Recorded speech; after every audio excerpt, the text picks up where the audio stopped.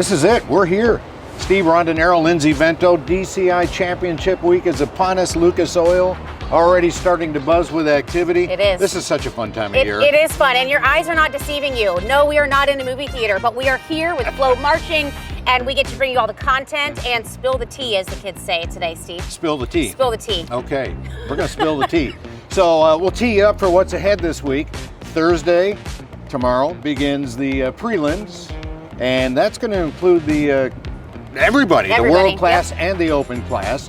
And then Friday and Saturday, it just gets better and more intense. Well, Saturday, that's the day of all days. If you're a pageantry person at all, Saturday is your day. We've got sound sport, we've got drum battle, we've got the first ever all-age championship. That is ridiculously exciting. And then in the evening, we have the grand finale of the world class finals, which is, I think, going to be one of the most exciting. It's one of the most entertaining grouping of productions and shows I think we've had in a really long time. Yeah, absolutely. We'll have a live wrap-up show for you after those finals, and you know, analyze the recaps a little bit, dig into the nitty-gritty. So that's always fun. There could be some really cool stuff at the bottom. I mean, not for nothing, but if the Scouts right now are seated 12, and they're seated handily in 12, it's pretty solid. But if they make it into finals on Saturday night, the last time that happened, 2017. Wow. We'll handicap the numbers for you a little bit as we get deeper into the week.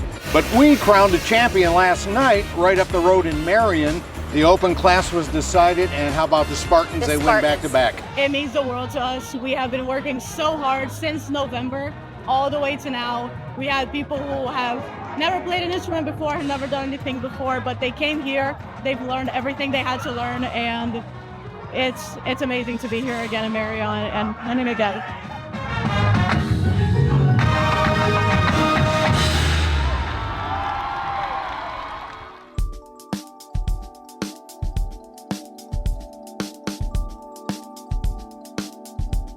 It's such a great moment. I think it took a lot of resilience, building and continuing to fight through all of our challenges, having an amazing team, amazing design team and staff that has always helped us, always stuck by our side. And the support and the love and the family that you find at Spartans is what keeps you going and what keeps you consistent.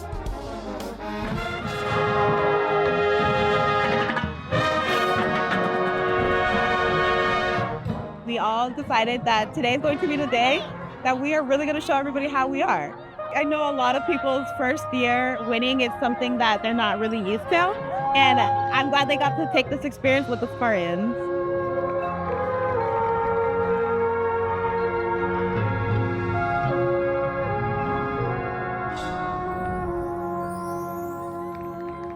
Everybody always sees the side of Color Guard where we're performing, but nobody's ever seeing the hard work that goes into it. And I think us winning that Color Guard award really shows how hard we worked through all tour. And I'm just so proud of everyone. Drum Corps International Open Class World Champions, the Spartans! I'm a personal witness. I have been seeing all of the captions work so hard this season separately on their own and bringing us together in every single ensemble, all of rehearsals. It's amazing to see and so well deserved. It's such a great feeling. I couldn't even hold myself. I could feel myself shaking. It's so emotional. It's so amazing. It's indescribable, honestly. Amazing. The whole, you can even go back and probably find an interview with their director from last year. And I think he said it so wonderfully about how their choice to stay in open class is not a less talent. It's not for any other reason other than that fits their organization the best. And it's so respectable, and they run it so well, and they take such good care of their members, and it's a really exciting championship for them. And a close second, though, BDB. BDB, yep. You see the numbers there in front of you on the screen. We also have some highlights from last night. I'm telling you, folks, there's some good quality happening in the open class. Take a look and a listen.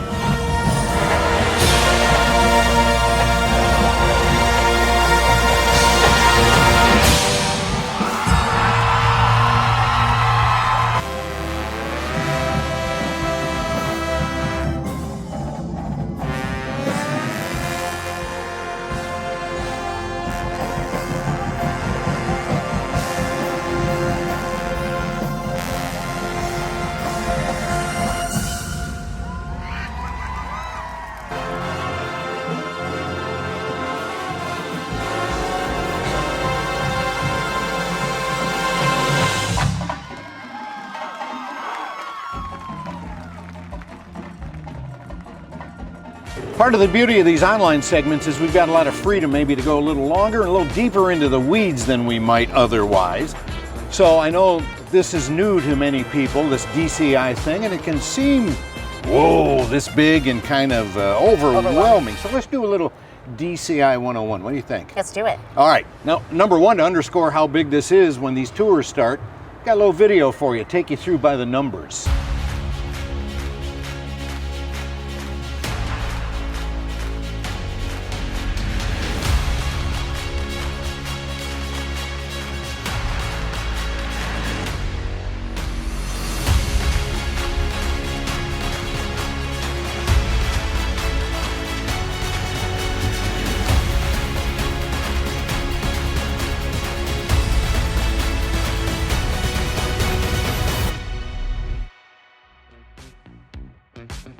So that's a sense of DCI by the numbers. Let's talk through the process now.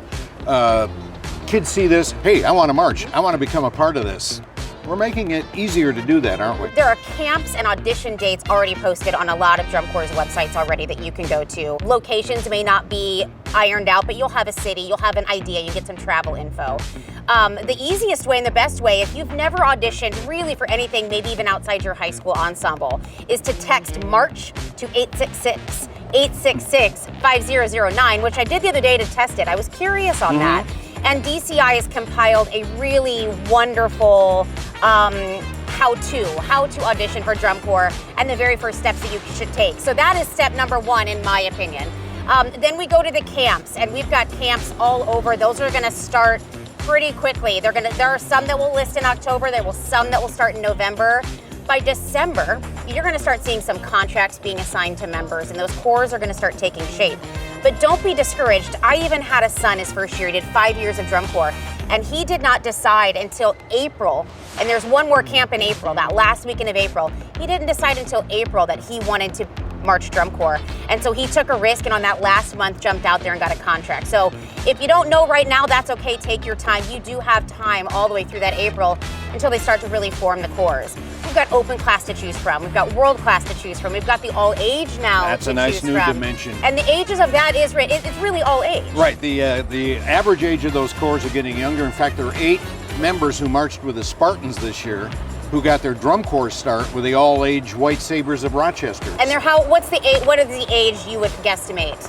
John Carr was telling me it's probably around 20, perhaps, average age now in the all-age division. But it's exciting to have that group in the DCI fold as well. Yeah. They'll have their championship Saturday. Let's talk a little bit about the creative process. How does that time along with all the rest of this? Well, you would think it would start right away, right? You would think it would start the Monday after finals. However, they've started. I mean, they have started. They're already at it. 2025 is already in the making. I can almost guarantee it. They've thought about it months ago. Now, those things will start to take shape as members start to become contracted, as you start to see your team and your roster unfold. You'll make some more detailed decisions, but those creative processes have already started. They really start to take shape once camps begin. And then even in January, March, and April, you're gonna see some drill being set. I mean, if you were to drive by someone's camp weekend, you would actually see some of the show start to take place as they're still contracting members. So it's really, really exciting. I think we can tell post-COVID that creative process is really driving right now, as all of these shows are so entertaining. With also scoring points, I think that process is really starting to take shape again. The other beauty is you've got options across the country, both open class and world class, as you can see on these maps. We span from coast to coast and north to south too, really, when you think about it. We do. And then it's really just everybody coming in as the season goes right to that Broken Arrow show. It's one of the first times that everybody kind of gets together. Yeah. You can see on the map that there are choices for you to audition everywhere, and there are choices for you to start everywhere. And we all end. As the tour evolves, right you've got the big ones, Broken Arrow, as you said, and then we've got San Antonio, Atlanta, Allentown, and boom. Rain out this year for Allentown. Rain out on Saturday. Friday went well. Yep, it did. Friday went well, and I think it's that Allentown thing that makes us kind of wonder, had those scores worked out, had those been figured in. How would the seedings be a Yeah, little bit I think that different? keeps it exciting. Yeah, yeah, it I don't know does. that everybody thinks it's exciting. You're talking scores here. Let's talk Yes. judging. It's a process. It's based on 100 points. General effect is the big daddy, but It a is. lot of people have different interpretations of what that means. Well, Not except the judges, of course. Well, they do, and it isn't a perfect system, but it's a pretty darn close to perfect system. They work tirelessly to make sure that the rubrics and the sheets and the bullet points and all of that is really fine-tuned. But you've got general effect, which is your 40 points, and the percentage of champions that we've had that's won the general effect caption, Right. you tend to then win the show, right? That's where all your points lie. Then we have music, and then we have visual, and within that is your percussion and color guard and the analysis of the music and the analysis of the visual, and that's all of those things. It's all 30 points. all the jargon, 30 right. points for visual, 30 points for music. And then, yes, exactly. And then that gets combined, and it's an interesting thing because I even admittedly, and you and I have had just off-the-cuff conversations about what we think about how the results should have went, and it's not We've had fist fights, folks.